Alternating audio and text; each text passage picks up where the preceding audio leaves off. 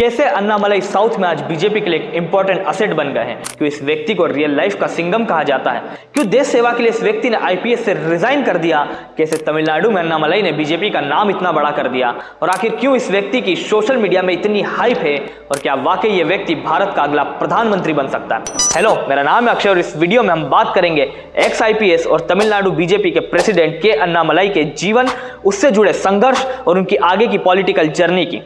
इस वीडियो में आगे बढ़ने से पहले अगर अभी तक आपने इस चैनल को सब्सक्राइब नहीं किया है तो जल्दी से सब्सक्राइब कर लें। 4 जून 1984 को तमिलनाडु के करूर में एक किसान के घर में अन्नामलाई का जन्म होता है। ये वो समय था जब लोग अपने बच्चों को नहीं पढ़ाया करते थे, बेसिकली उनकी पढ़ाई में बहुत ज़्यादा इन्वेस्ट नहीं किया करते थे। स्पेशली अन्नामलाई के गांव में बहुत ज़्यादा बच्चे उस वक्त पढ़ाई नहीं कर रहे थे, लेकिन बचपन से अन्नामलाई को पढ़ाई का बहुत शौक था और उनके घर परिवार वालों ने उन्हें बहुत ज़्यादा सपोर्ट किया। शुरू से ही अन्नामलाई जिस भी स्कूल में जाना चाहते थे उनकी फैमिली वाले उनको पूरा सपोर्ट करते थे। ऐसा करते करते वो अपनी स्कूलिंग खत्म करते हैं और उसके बाद बीटेक करने को वो पीएससी कॉलेज ऑफ कोयम्बटूर चले जाते हैं। अन्नामलाई ने बताया है कि वो अपने गांव के पहले व्यक्ति थे जिन्होंने कॉलेज ज्वाइन किया था। यह अपने आप में अन्नामलाई के लिए बड़ी बात थी। इसके बाद वो बीटेक खत्म करते हैं, उसके बाद एमबीए करने आईएम कॉलेज ऑफ लखनऊ चले जाते हैं और इसी समय उनकी लाइफ में एक मेजर टर्न आता है। लखनऊ तो वो एमबीए करने जाते हैं, लेकिन जब वो लखनऊ पहुंचते हैं तो वहां उनको जिंदगी की रियलिटी के बारे में पता चलता है, क्योंकि तमिलनाडु कंपेरेटिवली अदर स्टेट से थोड़ा डेवलप जगह है। वहां पर ग्रास रूट लेवल पर जो गवर्नमेंट की पॉलिसी है वो इंप्लीमेंट होती है, लेकिन उत्तर प्रदेश जैसे ही वो आते हैं उन्हें इसका जस्ट अपोजिट देखने को मिलता है। यहाँ पर आकर उनको पता चलता है कि वास्तव में गरीबी क्या होती है। उन्होंने खुद एक इंटरव्यू में कहा था कि उत्तर प्रदेश जाना मेरे लिए किसी सदमे से कम नहीं था। सुना था कि वहाँ लोग 5 रुपए के लिए मर्डर तक कर देते थे, लेकिन जब मैं वहाँ गया तो मेरी ये सारी सोच हमेशा के लिए बदल गई। आईआईएम में पढ़ाई के दौरान वो कई सारे एनजीओ से जुड़ गए। यहाँ वो ग्रास रूट लेवल पर लोगों के साथ काम करते हैं और देखते हैं कि लोग कितनी मुश्किल में जीवन जी रहे हैं। वो कहते हैं कि मैंने कभी इतनी गरीबी नहीं देखी थी, यहाँ तक कि कल्पना भी नहीं की थी कि जीवन इस तरह भी हो सकता है। इसने मुझे झकझोर दिया और तब मैंने अपनी जिंदगी के आगे के सफर के बारे में सोचा। तब मैंने सोचा कि पैसा प्राथमिकता नहीं हो सकता। मैं एक ऐसा जीवन चाहता था जहां मैं लोगों के जीवन में सकारात्मक बदलाव ला सकूं, और इसके लिए सिविल सेवा मुझे ऐसा करने का एक सही तरीका लगा। इसलिए मैंने मल्टीनेशनल कंपनी में प्लेसमेंट के बजाय सिविल सेवा की परीक्षा दी। हालांकि आईएएस मेरी पहली पसंद थी, लेकिन मेरे नंबर कम आए और मैं आईपीएस बन गया। इसके बाद उनकी पहली पोस्टिंग 2013 में कर्नाटका पुलिस में होती है और यहां से आगे बढ़ते हुए उनकी second posting as SP Udupi में होती है, जहां उनकी लाइफ में सेकंड मेजर टर्न आता है। ईमानदार होने के कारण अन्नामलाई के लिए कहा जाता था कि वो जहां भी जाते थे लोगों के चहेते बन जाते थे। वो काम ही कुछ ऐसा करते थे। लेकिन 17 जून 2015 की बात है, अन्नामलाई को कर्नाटक के उडुपी का एसपी बने हुए सिर्फ 6 महीने ही हुए थे कि वहां 17 साल की बच्ची की रेप के बाद हत्या कर दी गई थी। तब उस बच्ची की मां ने अन्नामलाई से पूछा था, क्या तुम मेरी बच्ची को वापस ला पाओगे? इस पर अन्नामलाई कहते हैं कि इसका जवाब देना बहुत मुश्किल था। एक मां की आंखों में देखकर जवाब देना, जिसकी 17 साल की बेटी के साथ रेप हुआ हो और फिर हत्या कर दी गई हो। तब मैंने उनसे कहा, नहीं, मैं ऐसा नहीं कर सकता, लेकिन मैं ये सुनिश्चित कर सकता हूं कि वे सबके दिलों में रहे और सबको याद रहे। इसके बाद आईपीएस अन्नामलाई ने जो शब्द कहे थे उन्हें पूरा करने पर काम शुरू कर दिया। अन्नामलाई ने बिंदु तालिका में 10वीं कक्षा की परीक्षा में टॉप करने वाली छात्राओं के लिए पीड़िता के नाम पर अक्षर देवाडिगा छात्रवृत्ति की शुरुआत की, जिसके तहत हर साल 10,000 रुपए की राशि दी जाती है। इसी कारण अन्नामलाई लोगों में अत्यंत लोकप्रिय हो गए। 26 जुलाई 2016 की बात है, कर्नाटक के उडुपी जिले के पुलिस मुख्यालय के बाहर आम लोग प्रदर्शन कर रहे थे। खूब भीड़ थी। पुलिस मुख्यालय के बाहर पुलिस के विरोध में प्रदर्शन तो आम बात है, लेकिन लोगों का यह प्रदर्शन वहां के एसपी अन्नामलाई कुप्पुस्वामी के समर्थन और उनके ट्रांसफर के विरोध में था। लेकिन अगर ऐसा एक बार हुआ होता तो कोई बड़ी बात नहीं होती, लेकिन दोबारा 16 अक्टूबर 2018 को कर्नाटक के चिकमंगलुरु जिले के पुलिस मुख्यालय के बाहर भी ऐसा ही प्रदर्शन हुआ। इस बार भी इसी एसपी के समर्थन में और इनके तबादले के विरोध में लोगों का कहना था कि ऐसा ईमानदार अफसर मिलना मुश्किल ही नहीं, नामुमकिन है। लेकिन उडुपी की घटना अब तक भी उनके दिमाग से नहीं निकल रही थी, क्योंकि उनका मानना था कि समाज में बिगर चेंज लाने के लिए आपको कुछ बड़ा बनना पड़ेगा, जो पुलिस की नौकरी में संभव नहीं है, क्योंकि पुलिस के पास बेहद लिमिटेड पावर रहती है, जिससे यह सब संभव नहीं है। इसलिए उनको पॉलिटिक्स ही सही माध्यम लगता है, लेकिन वो इसको बहुत समय तक अवॉइड करते हैं और वो एक एनजीओ खोल लेते हैं जिसका नाम होता है वी द लीडर्स। इसी बीच अन्नामलाई को बहुत सारी पॉलिटिकल पार्टी से ऑफर आना शुरू हो जाते हैं। अन्नामलाई को उस समय पॉलिटिक्स बहुत बड़ी चीज लगती है, लेकिन पॉलिटिक्स में जाने को लेकर वो बहुत कंफ्यूज रहते हैं।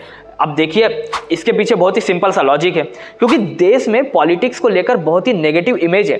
अन्नामलाई भी पॉलिटिक्स को पहले ऐसे ही नजर से देखते थे, लेकिन इसी दौरान उनकी पोस्टिंग कैलाश मानसरोवर यात्रा में कर दी जाती है। यहाँ पर 70 दिन के लिए वो अपनी फैमिली से दूर रहते हैं और किसी भी सेल फोन से भी दूर रहते हैं। वो एक इंटरव्यू में बताते हैं कि कैसे ये मोमेंट उनके लिए एक आध्यात्मिक जागृति जैसा था, या उन्हें अपना एक्चुअल पर्पस ऑफ लाइफ समझ में आता है। शुरू से ही वो लोगों की सेवा करना चाहते थे, एक चेंज लाना चाहते थे, और वो जानते भी थे कि ये बड़ा चेंज लाने के लिए उन्हें एक बहुत ही बड़ी पोजीशन में आना जरूरी है। इसलिए वो डिसाइड करते हैं कि वो पॉलिटिक्स में आएंगे ही। लेकिन यहाँ सबसे बड़ा प्रश्न होता है कि किस पॉलिटिकल पार्टी को ज्वाइन करें, क्योंकि यहाँ पर बात आइडियोलॉजी की आ जाती है। और काफी सोचने के बाद वो साल 2019 में पुलिस सेवा से इस्तीफा देते हैं और उस समय मीडिया से कहते हैं कि मैंने 10 साल पुलिस की सेवा की। मुझे लगता है एक व्यक्ति अपने जीवन में सिर्फ 3 महत्वाकांक्षाएं पूरी कर सकता है। पुलिस सेवा में मुझे जो करना था वो मैंने हासिल कर लिया है, अब आगे का रास्ता तय करूंगा। इसके बाद अन्नामलाई 25 अगस्त 2020 को बीजेपी में शामिल हुए। फिर बीजेपी ने 9 जुलाई 2021 को 36 साल की उम्र में अन्नामलाई कुप्पुस्वामी को बीजेपी तमिलनाडु प्रदेश का अध्यक्ष बना दिया। अन्नामलाई के कंधों पर एक बहुत ही बड़ी रिस्पॉन्सिबिलिटी थी। उन्हें एक ऐसे स्टेट में बीजेपी को रिप्रेजेंट करना था जहां पर बीजेपी की प्रेजेंस बहुत ही कम थी, इनफैक्ट न के बराबर थी, और हुआ भी कुछ ऐसा ही। अप्रैल 2021 में तमिलनाडु में विधानसभा चुनाव हुए। चुनाव नतीजे देखे तो बीजेपी को अन्नामलाई को अध्यक्ष बनाने से कोई बड़ा फायदा नहीं हुआ। पार्टी 20 सीटों पर चुनाव लड़ी थी, जिसमें से उसे 4 पर जीत हासिल हुई। उसका वोट शेयर 2.6% रहा। खुद अन्नामलाई भी इस चुनाव में अरवा-कुरुच्ची सीट से उम्मीदवार थे, लेकिन उन्हें 24,300 वोटों से हार का सामना करना पड़ा। इसका कारण यह था कि इस वक्त तक भी बीजेपी का तमिलनाडु में प्रेजेंस ऑलमोस्ट जीरो था, लेकिन अन्नामलाई ने हार नहीं मानी और तमिलनाडु की राजनीति में एक रिवॉल्यूशन ला दिया। अब आप सोचेंगे उन्होंने ऐसा क्या किया, जिसके लिए आपको पहले तमिलनाडु की राजनीति को थोड़ा समझना होगा। तो तमिलनाडु में 1961 से द्रविडियन पार्टी रूल कर रही है। अब वो चाहे डीएमके हो या एआईडीएमके, तमिलनाडु में बीजेपी ने 1996 में एंट्री ली। अब इसे लेट एंट्री के कारण ही उनका यहाँ प्रेजेंस भी काफी कम है। और वैसे भी आप थोड़ा पॉलिटिक्स को समझेंगे तो पाएंगे कि किसी भी स्टेट पार्टी से उसके स्टेट में लड़ना काफी टफ होता। इसका बेस्ट एग्जांपल है उड़ीसा, जहां कई सालों से बीजेडी की ही सरकार है। यहां भी कुछ ऐसा ही था, कभी डीएमके पावर में रहती तो कभी एआईडीएमके। खास बात यह है कि इन दोनों पार्टीज की आइडियोलॉजी भी बीजेपी की आइडियोलॉजी से पूरी अलग है। एक तरफ जहां बीजेपी हिंदू, हिंदी और हिंदुस्तान की पॉलिटिक्स करती है, तो वहीं डीएमके और AIADMK anti Hindu, anti Hindi और एंटी हिंदुस्तान की पॉलिटिक्स करती है। तमिलनाडु की स्थिति तो यह है कि वहां हिंदी बोलना भी बड़ी बात है। एक समय वहां हिंदी एजुटेशन हुआ था और इसलिए एक समय पर कुछ तमिलियंस की एक सेपरेट नेशन यानी द्रविड़ा नाडु की मांग थी। इसलिए बीजेपी का एक ऐसे स्टेट में जाना बहुत ही ज्यादा मुश्किल था और यहीं पर बीजेपी के लिए संजीवनी बनकर आए के अन्नामलाई। अन्नामलाई अपने एनालिसिस और स्ट्रेटेजी के लिए जाने जाते हैं, इसलिए स्टेट के प्रेसिडेंट बनते ही स्टेट को एनालाइज करना शुरू कर देते हैं और पाते हैं कि तमिलनाडु के लोग एक्चुअली बीजेपी की कोर आइडियोलॉजी को समझते ही नहीं है। और इसके पीछे का कारण है वहां का मीडिया। आप देखेंगे तो पाएंगे कि वहां के ज्यादातर लोकल मीडिया चैनल वही के नेता चला रहे हैं और वो चैनल पर वही दिखाते हैं जो उनका मन होता है, और इसलिए बाकी पार्टीज की बात सब लोगों तक पहुंच ही नहीं पाती है। इसके अलावा डीएमके और एआईडीएमके काफी ओल्ड पार्टीज हैं, जिसके कारण उनका ग्रास रूट पर होल्ड भी बहुत ज्यादा है। तो इसलिए अन्नामलाई ने यह डिसाइड किया कि बीजेपी की आइडियोलॉजी को लोगों तक पहुंचाने के लिए ग्रास रूट पर बीजेपी की पकड़ मजबूत करना होगा, और यहां पर वो अपनी दूसरी शक्ति इस्तेमाल करते हैं जो है स्ट्रैटेजी। अन्नामलाई एक मॉडल इंट्रोड्यूस करते हैं जिसमें वो पार्टी के हर एक कार्यकर्ता को 25 घर दे देते हैं। जिस समय वो इस मॉडल को इंट्रोड्यूस किए थे तो उस समय तमिलनाडु में बीजेपी के 90,000 कार्यकर्ता थे और हर कार्यकर्ता के पास 25 घर। इन कार्यकर्ताओं का काम था कि उनको मिले 25 घरों में अगर किसी को कोई भी तकलीफ होगी तो सबसे पहले बीजेपी का कार्यकर्ता वहां जाएगा। इससे होगा यह कि बीजेपी की अवेयरनेस बढ़ेगी और बीजेपी की एक्चुअल आइडियोलॉजी क्या है वो लोगों को समझ में आएगी। अन्नामलाई का यह प्लान बहुत ही जीनियस प्लान था। इस प्लान से बीजेपी को स्टेट में अच्छा रिस्पांस मिलने लगा और देखते देखते अन्नामलाई बीजेपी के एक इंपॉर्टेंट असेट बन गए। बीजेपी के लिए वो कितने इंपॉर्टेंट है इस बात को आप इस बात से समझ सकते हैं कि 23 जुलाई 2023 को जब प्रधानमंत्री नरेंद्र मोदी भारत के पूर्व राष्ट्रपति श्री रामनाथ कोविंद के लिए फेयरवेल डिनर ऑर्गेनाइज करते हैं तो देश के तमाम बड़े नेताओं को बुलाते हैं, तो उसमें अन्नामलाई भी इन्वाइटेड होते हैं। बड़ी बात यह है कि उस डिनर में अन्नामलाई के अलावा किसी भी बीजेपी स्टेट प्रेसिडेंट को इन्विटेशन नहीं दिया गया था। राजनीति पर एक बार फिर वापस आते हैं।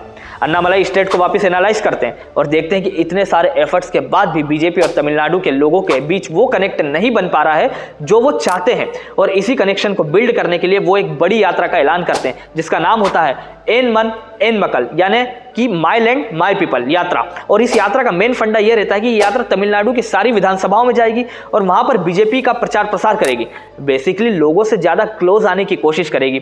आपने राहुल गांधी की भारत जोड़ो यात्रा के बारे में सुना होगा, तो मैं आपको बताना चाहूंगा ये जो एन मन एन मकल यात्रा है, बेसिकली भारत जोड़ो यात्रा का ही एक सक्सेसफुल वर्जन है। यह यात्रा रामेश्वरम से 28 जुलाई 2023 से शुरू हुई थी और अभी कुछ ही दिन पहले यह यात्रा समाप्त हुई। इस यात्रा का फायदा यह हुआ कि इस यात्रा से बीजेपी तमिलनाडु के लोगों के और करीब हो गई और यह सब कुछ सिर्फ एक आदमी के अन्नामलई की वजह से ही हुआ है। अगर अन्नामलई की पूरी जर्नी देखें तो इनकी खास बात यह है कि ये यंग और बहुत ज्यादा इंटेलिजेंट है और इसी कारण जनता और उसमें भी स्पेशली यूथ ऑफ तमिलनाडु उनसे ज्यादा रिलेट कर पाते हैं। देखिए, एक समय था जब सनातन धर्म, हिंदू, हिंदी और हिंदुस्तान का जो कल्चर था वो तमिलनाडु में बिल्कुल भी प्रेजेंस नहीं था, लेकिन आज अन्नामलई की वजह से तमिलनाडु में सनातन धर्म और सॉफ्ट हिंदुत्व जगह ले रहा है और इस पर लोग तमिलनाडु में बात भी कर रहे हैं। अन्नामलई का यह भी कहना है कि तमिलनाडु में नरेंद्र मोदी की पॉपुलैरिटी गांव गांव तक है, इसको उन्होंने खुद देखा है। खैर, इस बात में कितनी सच्चाई है वो तो लोकसभा के चुनाव में साफ हो ही जाएगा, लेकिन इस बात से इनकार नहीं किया जा सकता कि अन्नामलई जितने पॉपुलर अपनी IPS की जॉब में थे, आज उससे कई ज्यादा पॉपुलर राजनीति में है और इसलिए ही पूरे देश में बहुत ही कम समय में उनका इतना बड़ा नाम बन गया है। कम समय इसलिए कह रहा हूं क्योंकि 2020 में उन्होंने अपने पॉलिटिकल करियर की शुरुआत की थी और आज वो इतना बड़ा नाम बन गए हैं। देखिए, पार्टी कोई भी हो, लेकिन देश को आज के अन्नामलई जैसे नेताओं की जरूरत है। देश को जितने अन्नामलई जैसे तेज, इंटेलिजेंट, ट्रांसपेरेंट और यंग नेता मिलेंगे, देश उतना ज्यादा आगे बढ़ेगा। फिलहाल अन्नामलई बीजेपी तमिलनाडु के प्रेसिडेंट है। आगामी लोकसभा चुनाव में कोयम्बटूर से बीजेपी के उम्मीदवार भी है। राजनीतिक पंडितों का इनके बारे में कहना है कि साउथ में बीजेपी का एक बहुत बड़ा चेहरा बनेंगे। कुछ लोग इन्हें भारत का फ्यूचर प्राइम मिनिस्टर भी बता रहे हैं। खैर, इन सब बातों में कितनी सच्चाई है ये तो आने वाला वक्त ही बताएगा। दोस्तों, आपको ये वीडियो कैसा लगा और अगला वीडियो आप किस टॉपिक पर देखना चाहेंगे कमेंट में जरूर बताइए। अगर ये वीडियो आपको पसंद आया है तो इसे लाइक करें और ज़्यादा से ज़्यादा शेयर करें और अगर अभी तक आपने इस चैनल को सब्सक्राइब नहीं किया है तो जल्दी से सब्सक्राइब कर ले और नए वीडियोस के नोटिफिकेशंस के लिए बेल आइकन को प्रेस कर ले। एक नई वीडियो के साथ आप सभी से जल्द मुलाकात होगी। धन्यवाद। जय हिंद।